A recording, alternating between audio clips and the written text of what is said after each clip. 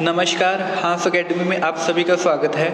आज की इस वीडियो में हम करेंगे 10th क्लास की साइंस के सब्जेक्ट का 4th chapter carbon and its compound. इस वीडियो में मैं आपके लिए टोटल 20 इंपॉर्टेंट क्वेश्चन लेकर आया हूं, जो आपके बोर्ड एग्जाम के लिए बहुत ज़्यादा इंपॉर्टेंट है।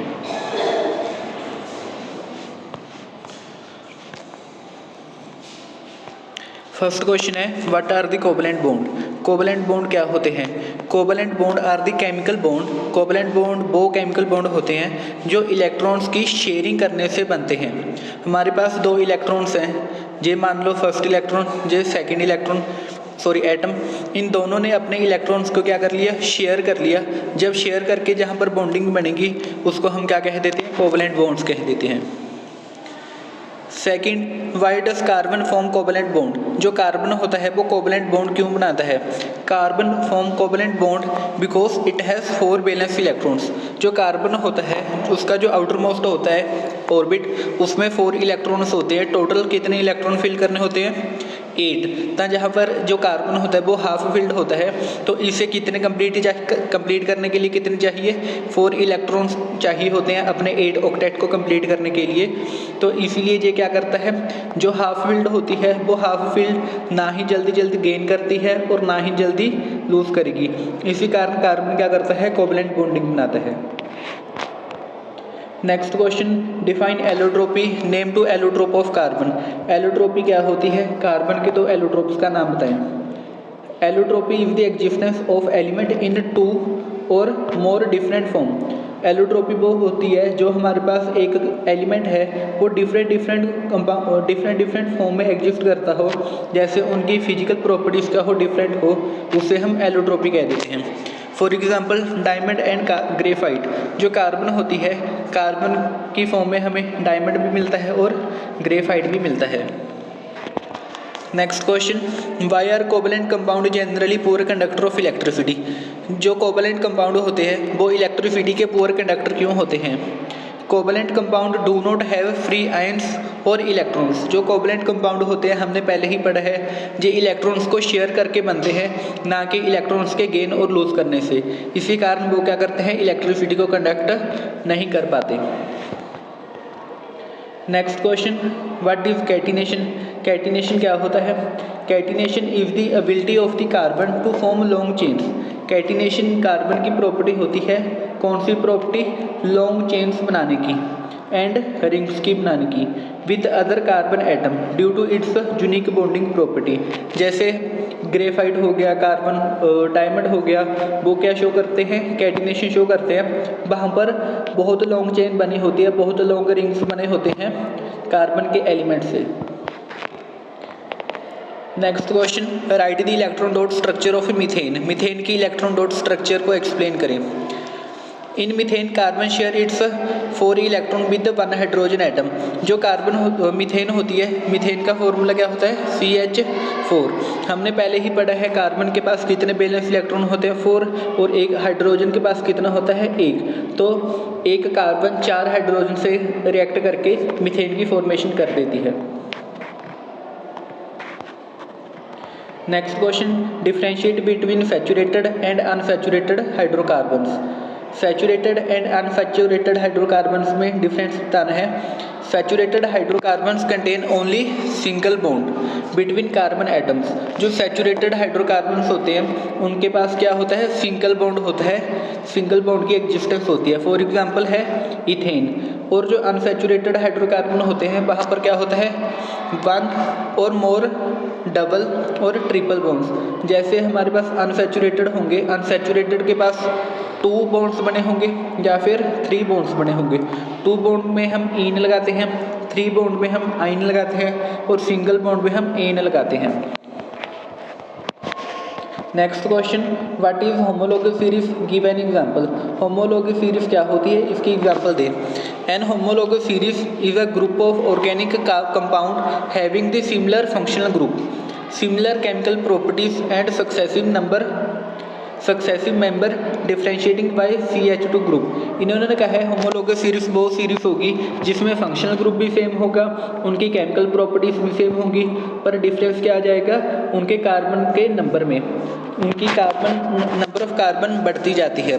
फॉर एग्जांपल मीथेन में 1 कार्बन, इथेन में 2 कार्बन और प्रोपेन में 3 कार्बन आती हैं। 9th, explain the term functional group with an example. हमने फंक्शनल ग्रुप को एक्सप्लेन करना है एग्जांपल के साथ। A functional group is an atom और a group.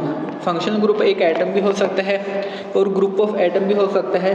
That it defines the chemical properties of an organic compound. जो हमारा organic compound होगा उसकी केमिकल प्रॉपर्टीज किसके ऊपर डिपेंड करती है?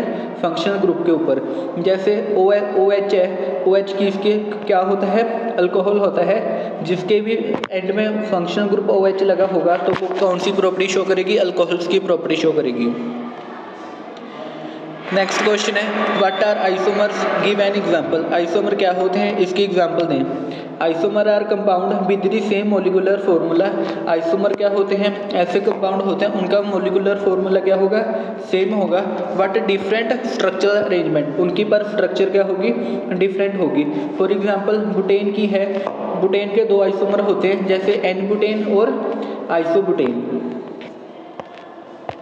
Next question, write the IUPAC name of the this equation. देखो हमारे पास कितनी कार्बन है? 1 2 3 4 कार्बन है। 4 को हम क्या कह देते हैं? बुट। और इनों में सभी में सिंगल सिंगल बॉन्ड बने हैं। सिंगल बॉन्ड को हम क्या कह देते हैं? एन। इसलिए इसका नेम क्या है? Butane. Next question, Y does graphite conduct electricity but diamond does not. जो ग्रेफाइट होता है वो इलेक्ट्रिसिटी को कंडक्ट कर देता है पर डायमंड नहीं करता। In graphite each carbon atom is bonded to 3 others. जो ग्रेफाइट होता है, ग्रेफाइट में क्या होता है? एक कार्बन कितनी कार्बनों से लगा ज्वाइन बॉन्डिंग बनाई होती है? 3 से। Leaving 1 electron free to conduct electricity. हमने पहले ही पढ़ा है कार्बन में कितने वैलेंस इलेक्ट्रॉन होते हैं? 4। तो तीन जो इलेक्ट्रॉन होंगे वो ग्रेफाइट में बॉन्डिंग में होंगे और 1 इलेक्ट्रॉन क्या होगा? फ्री फॉर्म में होगा। और जो फ्री फॉर्म में इलेक्ट्रॉन होगा वो अपने इलेक्ट्रिसिटी को कंडक्ट करेगा। लेकिन डायमंड में चारों के चारों इलेक्ट्रॉन्स क्या होते हैं? बॉन्डिंग फॉर्म में होते हैं। नेक्स्ट क्वेश्चन है what happen when ethanol react with sodium, write the chemical equation. जब इथेनॉल सोडियम से रिएक्ट करेगा तो उसकी इक्वेशन बताएं। Ethanol react with sodium to form sodium ethoxide and hydrogen gas. हमारे पास जो इथेनॉल है सोडियम से रिएक्ट कर रहा है, हमारे पास क्या बना रहा है? सोडियम इथोक्साइड बना रहा है और साथ में हाइड्रोजन गैस प्रोड्यूस हो रही है। What is saponification, right the reaction involved. Saponification क्या होता है? इसकी रिएक्शन की। Saponification is the process of making soap by heating fat और ऑयल्स विद एन अल्कली। इन्होंने कहा है हमने सोप को बनाना है कैसे? फैट्स और ऑयल्स को हीट करके। किसके साथ? अल्कली के साथ। जहाँ पर हमारे पास फैट है, जहाँ पर अल्कली, अल्कली का मीन क्या होता है? बेस। बेस को हम दोनों को हीट करते हैं। हीट करने के बाद हमारे पास क्या बन जाता है? सोप बन जाता है और ग्लिसरॉल बन जाता है। Next question, what is the molecular formula and structure of ethanoic acid. Ethanoic acid का मॉलिक्यूलर फार्मूला और उसकी स्ट्रक्चर। मॉलिक्यूलर फार्मूला क्या होता है? CH3COOH। जहाँ पर हमारे पास क्या होता है? जो हमारा CH3 होता है कार्बन, हाइड्रोजन हाइड्रोजन हाइड्रोजन और जहाँ पर COOH बना होता है। Next question, explain the esterification reaction with an example. Esterification reaction की एग्जांपल दें।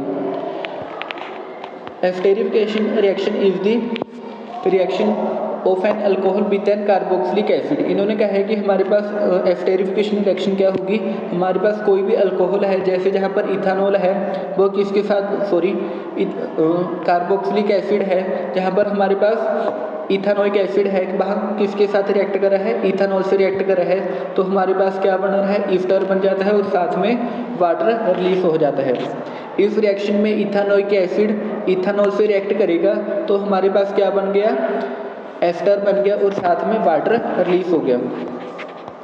17th question, how is ethanoic acid used as a preservative. जो इथेनोइक एसिड होता है उसे हम प्रिजर्वेटिव में कैसे यूज करते हैं?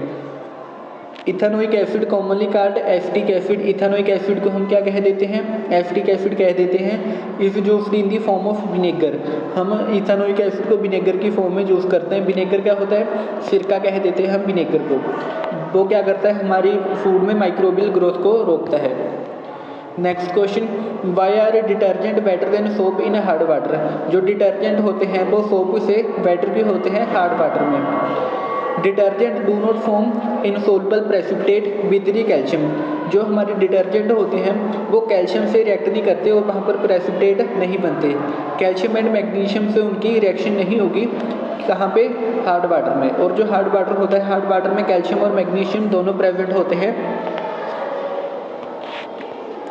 Next question, what are micelles. Micelles क्या होते हैं, how are they formed. Micelle कैसे बनते हैं। Micelle are aggregate of soap और डिटर्जेंट। जो माइसिल होते हैं वो एग्रीगेट होते हैं किसके, सोप और डिटर्जेंट के, in water with hydrophobic tell inward and the hydrophilic head outward. जैसे ये हेड है, जहाँ पर टेल है, जो हमारा हेड होगा वो क्या होगा, हाइड्रोफिलिक होगा, और जो हमारी टेल होगी वो क्या होगी, हाइड्रोफोबिक।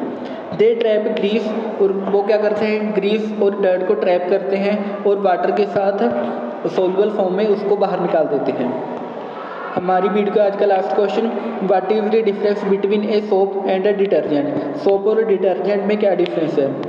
सोप आर सोडियम और potassium salt of a fatty acid. जो सोप होते हैं वो सोडियम और पोटाशियम के साल्ट होते हैं, जिस कहाँ पे, फैटी एसिड के साथ। और जो डिटर्जेंट होते हैं वो क्या होते हैं, सिंथेटिक क्लीनिंग एजेंट होते हैं, मेड फ्रॉम पेट्रोलियम प्रोडक्ट। और वो कहाँ से बनाते हैं हम, पेट्रोलियम प्रोडक्ट से बनाते हैं।